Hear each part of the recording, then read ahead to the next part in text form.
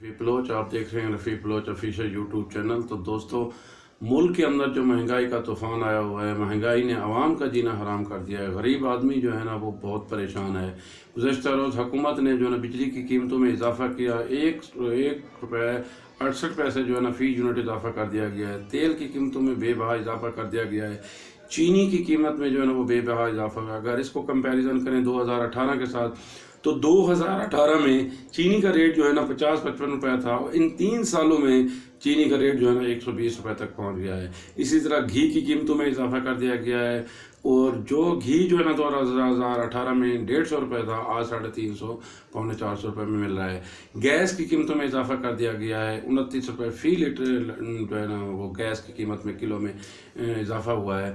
तो मुल्क के अंदर महंगाई का तूफ़ान है, जिसकी वजह से आवाम का जीना जो है ना वो दो भर हो गया है।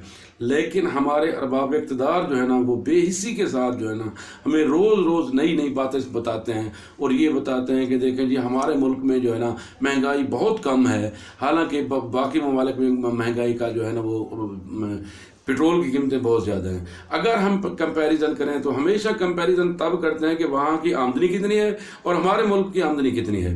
अगर इसी हिसाब से हम देखें कि पेट्रोल की कीमतों का दुनिया से अगर हम मुवाजना करना चाहें, तो आप देखें कि वहाँ उनकी जो है ना आमदनी कितनी है और पाकिस्तान में आमदनी कितनी है। अब हांगकांग में मजदूर की योमिया तनख्वाह अब एक दिन की मैं कह रहा हूँ 8,000 रुपये है, और बरतानिया में योमिया तनख्वाह 9,000 रुपये है एक दिन की।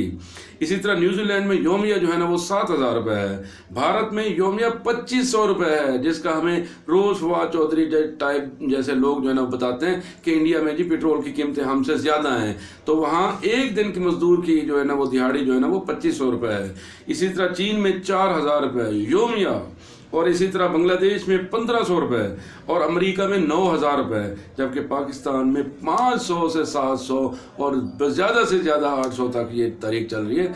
तो भाई जब दीगर ममालिक को आप कंपैरिजन करते हैं तो उनकी आमदनी भी चेक करें, उनकी औसत जो है ना वो जो है आमदनी वो भी चेक करें, फिर हम मुवाजना करें।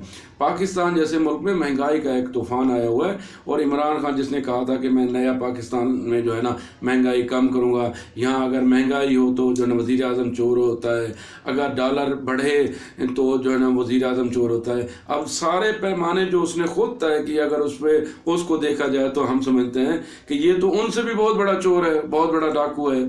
तो खुदारा आवाम के ऊपर तर्स करें, महंगाई को कम करें, और अब आवाम आदमी जो है ना अब उनका जीना मुश्किल हो गया है।